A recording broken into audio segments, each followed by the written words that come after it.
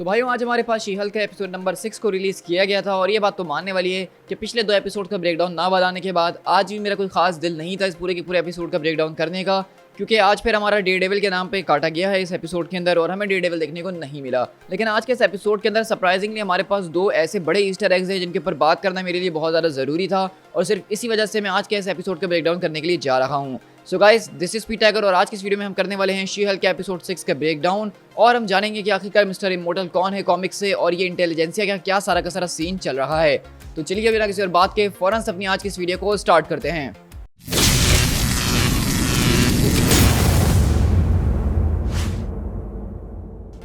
सबसे पहले मैं इस ओवरऑल एपिसोड के ऊपर बात कर लेता हूं ताकि हम अपनी मेन चीज़ों के ऊपर आराम से बात कर सकें। इस पूरी की पूरी एपिसोड की कहानी बहुत ही ज़्यादा लीनियर किस्म की थी, जहां पे बेसिकली जेनिफर वॉल्टर्स की एक कज़न की शादी होती है और उसको वहां पे शादी के अंदर इन्वाइट किया जाता है। जेनिफर अपने नए सूट को लेके वहाँ पे पहुँचती है शादी के अंदर, वहाँ पे टाइटेनिया भी आ जाती है और वो मौके से एक दूसरे से मुकाबला करते हैं। तो शी हल्क की जो स्टोरी आज के एपिसोड में चली है वो बहुत ही ज़्यादा सिंपल थी, कोई हमें आगे स्टोरी की तरफ यहाँ पे हिंट नहीं मिला, ना ही शी हल्क ने कोई ऐसी इंटरेस्टिंग चीज़ करी जिसके ऊपर हम यहाँ पे बात करें। लेकिन यहाँ पे जो इंटरेस्टिंग चीज़ें हुई हैं वो इस पूरी की पूरी लॉ फर्म के अंदर हुई हैं, जहाँ पे सुपर हीरो लॉ डिवीजन के अंदर हमारे पास एक नया क्लाइंट आज आता है और ये नया क्लाइंट दरअसल कोई और नहीं बल्कि क्रेग हॉलिस होता है, जो कि अपने आप को मिस्टर इमोर्टल के नाम से बुलाता है। अब आपको नहीं पता तो मैं आपको बताता चलूं कि मिस्टर इमोर्टल कॉमिक्स के अंदर होने वाला एक बहुत ही ज़्यादा शानदार किस्म का सुपर हीरो है। तो जैसा कि इसका नाम ही मिस्टर इमोर्टल है, जिसका मतलब होता है कि ऐसा शख्स जो कि कभी मर ना सके, तो एग्जैक्टली इसकी पावर्स बिल्कुल वैसी ही होती हैं। ये अपने आप को जितनी बार भी मारने की कोशिश कर ले दोबारा से जिंदा हो जाता है। इसके पास रीजेनरेटिव हीलिंग फैक्टर है वुल्वरीन की तरह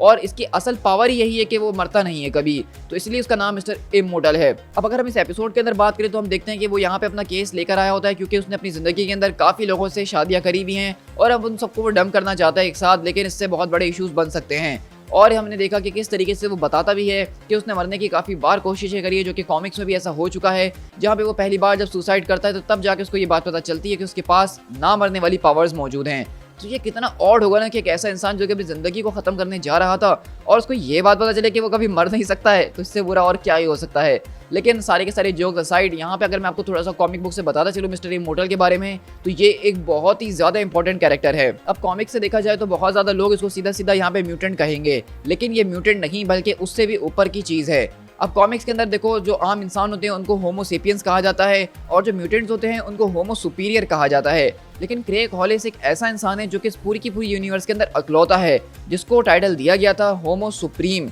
यानी कि वो सुपीरियर और सेपियन दोनों से ही ज़्यादा ऊपर की लेवल की चीज़ है और वो पूरी की पूरी यूनिवर्स यानी अर्थ के ऊपर होने वाला सिर्फ अकलौता बीइंग था और उसके बाद से आज तक कोई भी होमो सुप्रीम पैदा नहीं हुआ है। और ये चीज़ मिस्टर इमोर्टल को बहुत ही ज़्यादा यूनिक बना देती है। मिस्टर इमोर्टल के बारे में ये पूरी की पूरी प्रोफेसी की गई थी कि इस यूनिवर्स के एंड में जो सबसे आखिर में इंसान बचेगा वो मिस्टर इमोर्टल होगा, पूरी की पूरी यूनिवर्स के ग्रैंड स्कीम को जान पाएगा। और ऐसा ही कुछ हमने रीसेंट कॉमिक्स के अंदर इमोर्टल हल्क के इशू नंबर 24 के अंदर देखा था कि किस तरीके से जब सारी की सारी यूनिवर्स खत्म हो चुकी होती है, मल्टीवर्स का एंड हो रहा होता है, पूरी कॉस्मोस खत्म होकर दोबारा बनने जा रही होती है, तो मिस्टर इमोर्टल वहाँ पे जिंदा होता है जो कि इस यूनिवर्स के सेंटियन के साथ मिलता है और एक नई कॉस्मोस को जन्म देता है। और यही सेम चीज़ जो है कॉमिक्स में फ्रैंकलिन रिचर्ड के लिए भी बताई जाती है और आगे चल के ये बताया गया कि बेसिकली फ्रैंकलिन रिचर्ड की भी यही डेस्टिनी है कि वो इस यूनिवर्स के अंदर आखिरी बीइंग होगा जो कि नए यूनिवर्स की फॉर्मेशन करेगा। लेकिन फ्रैंकलिन रिचर्ड का बैकअप प्लान जो है वो बेसिकली मिस्टर इमोर्टल है कि अगर किसी तरीके से फ्रैंकलिन रिचर्ड मर जाता है या गायब हो जाता है तो मिस्टर इमोर्टल इस प्रोफेसी को पूरा करेंगे। तो अगर इस हिसाब से देखा जाए तो मिस्टर इमोर्टल का कैरेक्टर यहाँ पे जो एक जोक पे दिखाया गया है वो कॉमिक्स में एक बहुत ही बड़ी और इंपॉर्टेंट प्रोफेसी को अपने हाथ में रखता है और इस वजह से इसका कैरेक्टर कॉमिक्स के अंदर बहुत ही ज़्यादा अंडररेटेड भी है, जिसको ज़्यादातर लोग नहीं जानते हैं और उसको एज अ जोक ही लेते हैं। लेकिन इस पूरे के पूरे एपिसोड के अंदर मिस्टर इमोर्टल की सारी पावर्स को देखना, जिस तरीके से वो गाड़ी के ऊपर गिरते और फौरन ठीक हो जाते हैं और उनके पूरे के पूरे बिहेवियर को देखना, वो बिल्कुल मुझे कॉमिक्स की याद दिला रहा था। हाँ, बस उनको यहाँ पे थोड़ा सा जो एक एल्डर इंसान की तरह दिखाया गया है, जबकि कॉमिक्स में वो एक जवान इंसान होता है जो कि बहुत ही ज़्यादा फुर्तीला किस्म का होता है। लेकिन इसके बाद जो हमें अगला ईस्टर एग मिलता है जो कि बहुत ज़्यादा इंपॉर्टेंट है, जो कि हमें मिस्टर इमोर्टल की तरफ से ही मिलता है, जहाँ पे हम देखते हैं कि उनकी जो अलग अलग वाइफ्स होती हैं वो बताती हैं कि किस तरीके से उनको इस बारे में पता चला कि उनके पास ये सुपर पावर्स मौजूद हैं। क्योंकि उन्होंने इंटरनेट के ऊपर एक इनकी वीडियो देखी थी जिसके अंदर वो मर के दोबारा जिंदा हो गए थे और वो वीडियो जिस सोशल मीडिया प्लेटफॉर्म के ऊपर डाला गया था उसका नाम था इंटेलिजेंसिया। अब इंटेलिजेंसिया एक बहुत ही ज़्यादा मशहूर कॉमिक बुक टीम है। अब इंटेलिजेंसिया जो नाम है वो एक बहुत ही ज़्यादा फेमस सुपर विलन टीम का नाम है मार्वल कॉमिक्स के अंदर, जिसको दरअसल किसी और ने नहीं बल्कि द लीडर ने बनाया था। जी हाँ, वही लीडर जिसके बारे में अभी रिसेंटली हमारे पास न्यूज़ आई है कि captain America the new world order का वो मेन विलन होने वाला है और उसके अंदर दोबारा रीअपीयर होगा। और द लीडर वही है बेसिकली सैमुअल स्टन्स, जिसको हमने द इनक्रेडिबल हल्क 2008 वाली अंदर के अंदर भी देखा था। तो यहाँ पे इस पूरे की पूरी न्यूज़ का आना कि लीडर वापसी आ रहा है एमसीयू के अंदर, और अब इंटेलिजेंसिया का नाम ड्रॉप करना इतनी ज़्यादा ज़बरदस्त तरीके से ये साफ साफ बता रहा है कि हो सकता है कि शी हल्क का जो मेन विलन है वो द लीडर ही है। लेकिन इसके अलावा इस पूरी की पूरी टीम के अंदर और भी बहुत बढ़िया किस्म के विलन्स होते हैं, जिसके अंदर हमारे पास रेड शी हल्क होती है, रेड हल्क होता है, मोडॉक होता है। इसके अलावा यहाँ पे एक पॉइंट पे विक्टर वॉन डूम भी इस टीम का हिस्सा होता है, एग हेड नाम का एक विलन होता है और यूलिसिस क्लॉ भी होता है। और आपको मैं फन फैक्ट बताऊं कि हमने इंटेलिजेंसिया का नाम एमसीयू में पहली बार नहीं सुना है। इससे पहले हमें इसका एक बहुत ही छोटा सा ईस्टर एग एक बार एवेंजर्स एज ऑफ अल्ट्रॉन के अंदर मिला था, जहां पे एवेंजर्स यूलिसिस क्लॉ की फाइल्स को देख रहे होते हैं और वहां पे बताया जाता है कि यूलिसिस क्लॉ जो एक टीम का मेंबर है जिसका नाम इंटेलिजेंसिया है। यानी कि एमसीयू में इंटेलिजेंसिया बहुत टाइम से एग्जिस्ट करती है और कॉमिक्स की तरह उसके अंदर यूलिसिस क्लॉ भी मौजूद था, जिस तरह वो कॉमिक्स के अंदर इस टीम का हिस्सा है।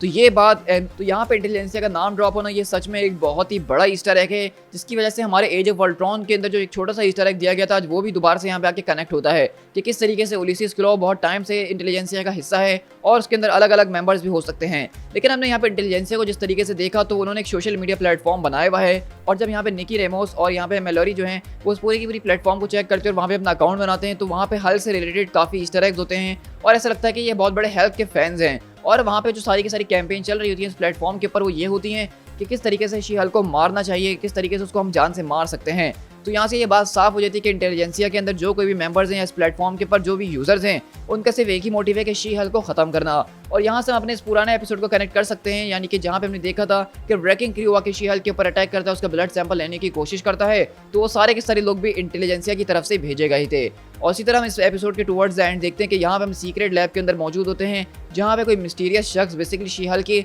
हर एक स्टेप के ऊपर नजर रख रहा है कि वो कब कहाँ क्या कर रही है। और साथ साथ वो यहाँ पे अपने पिछले एक्सपेरिमेंट के फेल होने के बाद एक नया इंजेक्शन तैयार करते हैं जिसकी सुई हमें पहले से काफ़ी मोटी नज़र आ रही है। यानी कि अब इंटेलिजेंसिया दोबारा से जो है शी हल्क के ऊपर अटैक करवाने वाली उसके ब्लड सैंपल को हासिल करने के लिए। अब अगर आपको मैं थोड़ा सा कॉमिक से बताना चलूँ तो इंटेलिजेंसिया बेसिकली हल्क की एक बहुत ही खतरनाक किस्म के दुश्मनों की टीम होती है जो कि हल्क को ख़त्म करने के लिए बनाई गई होती है, और इंटेलिजेंसिया ही बेसिकली जो है हल्क के खून का इस्तेमाल करके रेड हल्क को प्रोड्यूस करती है, उसको बनाती है, उसको उसकी पावर्स देती है और साथ साथ रेड शी हल्क को भी। तो मुझे ऐसा लग रहा है कि बेसिकली वो यहाँ पे शी हल्क का खून उसको डिस्ट्रॉय करने के लिए नहीं ले रहे हैं, बल्कि अपना ही रेड हल्क बनाने के लिए ले रहे हैं, जो कि थंडरबोल्ट रॉस हो सकता है, या माइट भी वो यहाँ पे रेड हल्क की जगह रेड शी हल्क को पहले इंट्रोड्यूस करवा दें, और ये इस पूरी की पूरी चीज़ को बहुत ज़बरदस्त ट्विस्ट दे सकती है। तो अभी के लिए इस एपिसोड को देखने के बाद मैं यही कहूँगा कि यहाँ पे इस पूरे के पूरे एपिसोड के अंदर शी हल्क की स्टोरी के अंदर मुझे इतना ज़्यादा इंटरेस्ट नहीं था, सिवाय एक पॉइंट के जहाँ पे वो ब्रूस बैनर को कॉल करने की कोशिश करती है लेकिन कोई जवाब नहीं आ रहा होता। तो यहाँ पे हमें बताया गया कि वो अभी तक ब्रूस बैनर वाले सीन को भूले नहीं हैं,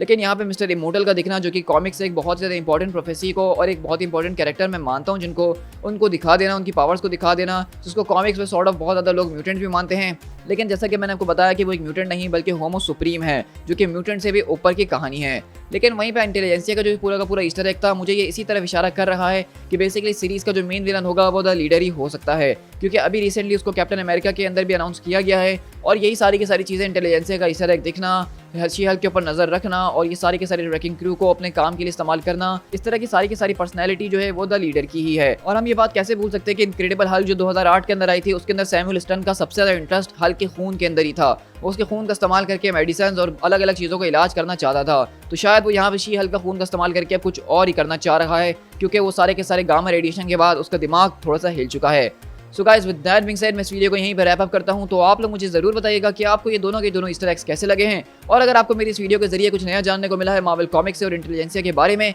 तो कमेंट करके ज़रूर बताइएगा। और ज़रूर बताइएगा कमेंट करके कि आपने इससे पहले एवेंजर्स एज ऑफ अल्ट्रॉन के अंदर इंटेलिजेंसिया वाला ईस्टर एग नोट किया था कि नहीं, और अगर नहीं किया था तो फिर इस वीडियो को शेयर करना तो बनता ही है। साथ ही साथ चैनल पे अगर फर्स्ट टाइम आ रहे हो तो चैनल को सब्सक्राइब जरूर करना, इस तरह की ऑसम कॉमिक बुक्स को एंजॉय करने के लिए। साथ ही साथ मुझे फेसबुक, इंस्टाग्राम और ट्विटर पे जरूर फॉलो कर लेना, जहाँ पे मैं इसी तरह के ईस्टर एग्स और अपडेट्स आपके साथ शेयर कर ही रहा होता हूँ। So guys this is P tiger, मिलते हैं अपने किसी और वीडियो के साथ। Till then thank you so much.